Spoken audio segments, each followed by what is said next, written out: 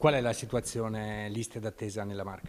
Beh, la situazione di lista d'attesa nella Marca per quanto riguarda i galleggiamenti pregressi è stato fatto un ottimo lavoro.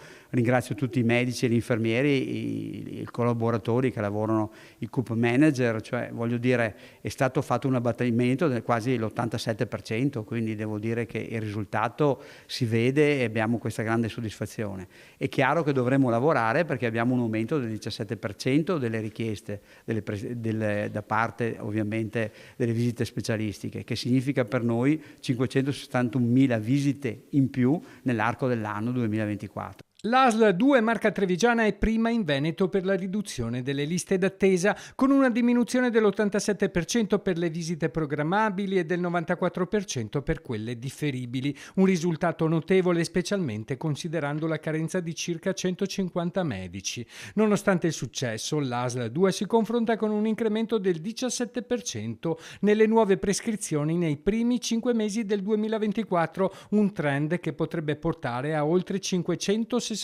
visite aggiuntive in un anno. Numeri incoraggianti per molti aspetti che però hanno anche un rovescio della medaglia. Negli ultimi mesi del 2024 le prestazioni galleggianti hanno rallentato la loro discesa a causa dell'aumento delle nuove prescrizioni. Comunque, nonostante questo, grazie alle azioni che sono state messe in opera, noi abbiamo registrato un grande miglioramento perché riusciamo a tenere il passo delle prestazioni che entrano ogni giorno, ogni settimana, e riusciamo anche ad affrontare il cumulo delle prestazioni che avevamo in arretrato. La sfida è ora quella di bilanciare l'efficienza raggiunta nell'abbattimento delle liste d'attesa con la gestione dell'aumento delle richieste per garantire la sostenibilità a lungo termine del sistema sanitario trevigiano. Quindi la nostra organizzazione, i nostri medici, i nostri infermieri devono affrontare queste prestazioni in più che vengono prenotate e anche erogare tutte le prestazioni che erano già in arretrato.